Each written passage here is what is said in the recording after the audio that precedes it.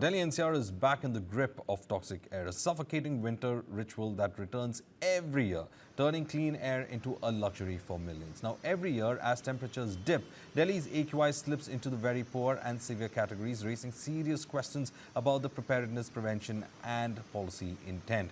Data from the Central Pollution Control Board shows that Delhi's air quality has remained consistently alarming for nearly a decade. Between 2015 and 2024, Delhi's average AQI never dropped below the very poor category. In fact, 4 of these 10 years slipped into the severe zone, with 2018 recording an average AQI of 360, one of the worst on record.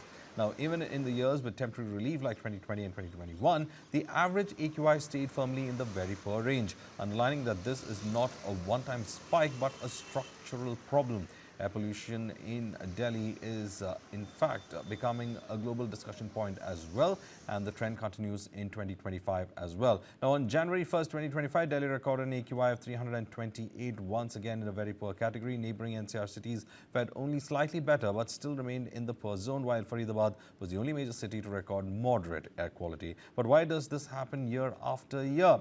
Experts point to a toxic combination of man-made pollution and natural factors. Vehicular emissions remain in the single largest contributor, and then these emissions mix with dense winter fog. The air turns thick and dangerous to breathe. Adding to the problem are low wind speeds, which prevent pollutants from dispersing. Meteorological conditions worsen the situation further. The arrival of the western disturbances lead to a sharp drop in temperatures, triggering cold wave conditions. Cold air settles close to the ground, creating an air pocket that traps pollutants near the surface. Delhi's geography also works against it. Located in a low-lying basin-like plain and surrounded by hills that restrict airflow, the city becomes a natural pollution trap every winter.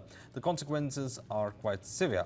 Hazardous AQI levels lead to breathing disorders, eye irritation, aggravated asthma, reduced lung capacity and long-term risks, including heart disease and premature deaths. Children, the elderly and those with existing health conditions are the worst affected. The data makes one thing clear, that Delhi's air crisis is no longer seasonal or temporary. It is persistent and worsening.